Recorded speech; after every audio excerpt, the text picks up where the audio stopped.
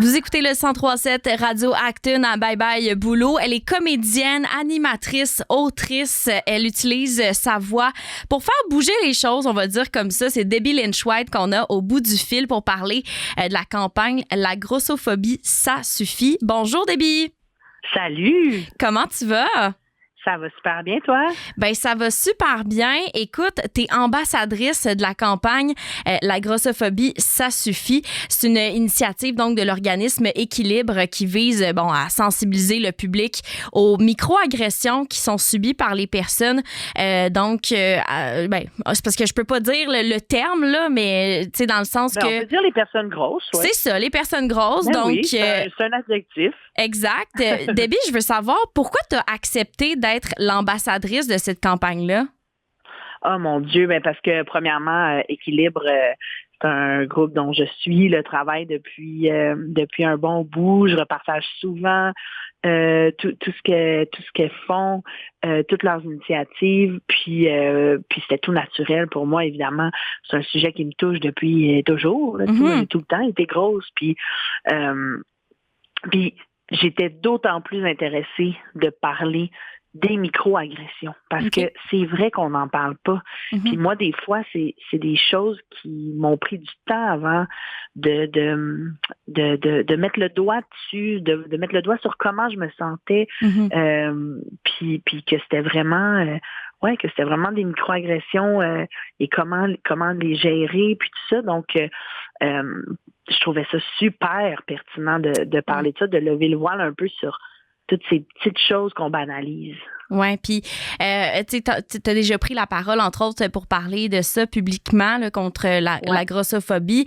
Est-ce que ce sujet-là te touche depuis longtemps? Est-ce que c'est depuis longtemps, en fait, que tu te sens touchée par ce sujet-là? En fait, je veux dire, depuis toujours, je vis dans un corps qu'on appelle atypique, puis tout ce qui vient avec, tu sais. Fait que je veux dire, moi, je vis de la grossophobie depuis toujours dans ma vie, puis j'essaye de déconstruire plein de choses qui ont eu des impacts sur moi, tu sais, liés à ça.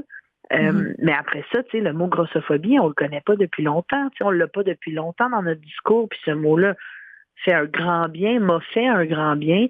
Fait qu'on dirait que, justement, plus on en parle publiquement, plus c'est devenu une voix, en tout cas, à laquelle j'avais envie de me rallier parce que je trouve ça vraiment important de nommer ces choses-là maintenant qu'on peut le faire, tu sais.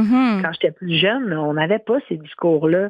Les personnes grosses étaient stigmatisées. Les personnes grosses, on les écœurait, tu sais, je veux dire, j'ai vécu toutes sortes de choses, là. Fait que, tu sais, je veux dire, ça, c'est le genre de campagne que j'aurais voulu voir quand j'étais ado. OK.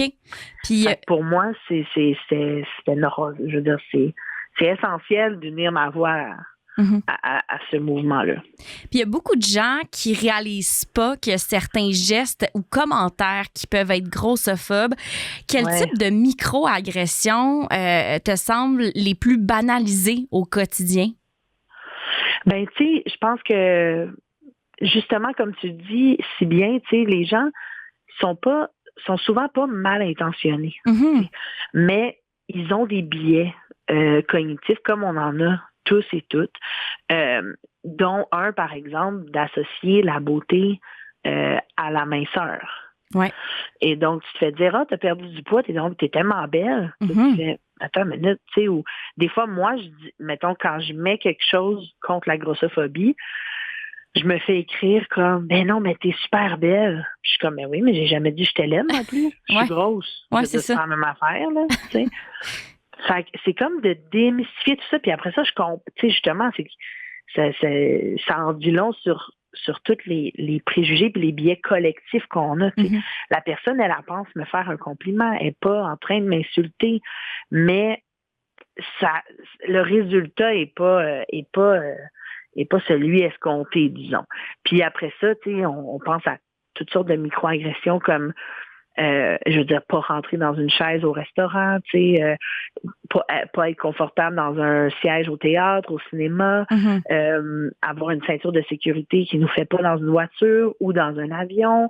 Tu sais, c'est tous ces moments-là où est-ce que tu ressens de la honte ou est-ce que les choses sont pas adaptées pour les personnes grosses dans la société très souvent et c'est nous qui portons cette honte-là. Puis c'est ça que je suis tannée. Ouais. C'est ça que j'ai envie de c'est pour ça qu'on en parle. C'est parce que c'est pas à nous de porter la honte. C'est la chaise le problème. C'est pas mes fesses. Tu comprends? Ouais, je comprends. Fait que c'est toutes ces petites choses-là qui sont très invisibles, tu sais, dans le sens que parce que souvent, la personne grosse, par exemple, va peut-être pas avoir le courage de le dire, hey, j'aimerais ça avoir une autre chaise, tu sais, puis elle va endurer tout le souper en ayant les pieds qui engourdissent, puis fait que les gens on en parle pas, tu sais, mais moi je suis pour qu'on en parle puis qu'on nomme ces choses-là. Puis, tu sais, la campagne, Debbie parle du rôle des alliés, mais concrètement, comment on peut être un meilleur allié au quotidien en lien avec la campagne? Puis, tu sais, si tu avais un conseil à donner à quelqu'un qui veut bien faire, mais qui veut pas, sait pas par où commencer, tu sais, en lien avec le sujet.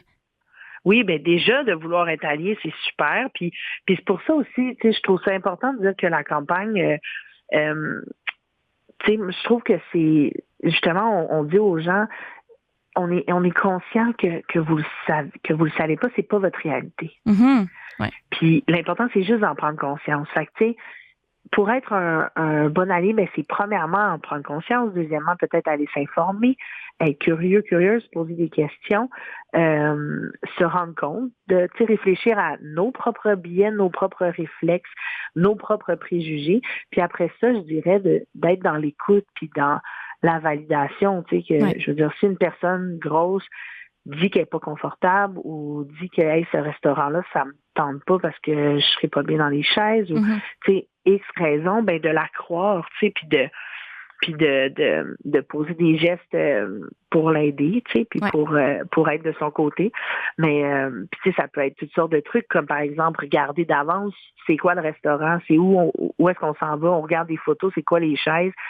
Ouais, je comprends. Des gestes comme ça, comme ami, tu sais, de faire je vais avoir cette conscience-là de choisir un resto où est-ce que ma chum, elle va être bien.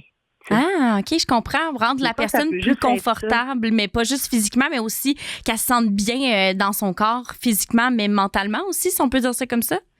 Oui, tu sais, justement, enlever une forme de poids, tu sais, ou par exemple, justement, je donne encore l'exemple du restaurant, mais tu sais, peut-être que rendu sur place, si les chaises sont pas super, peut-être de dire, hey, est-ce que tu auras envie que moi j'aille demander à la serveuse?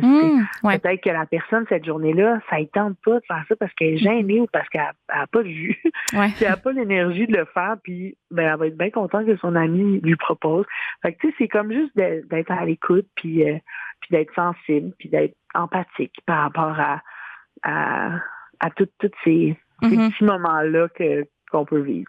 Écoute, Debbie, ça a été vraiment un plaisir de te parler au sujet de la campagne La grossophobie, ça suffit. Debbie Lynch-White, donc, qui est l'ambassadrice. Encore une fois, merci d'avoir pris du temps là, cet après-midi, Debbie. Hey, merci à toi. Ça me fait plaisir. Vous écoutez toujours Bye Bye Boulot au 103.7 Radio Acton. Radio Acton 103.7.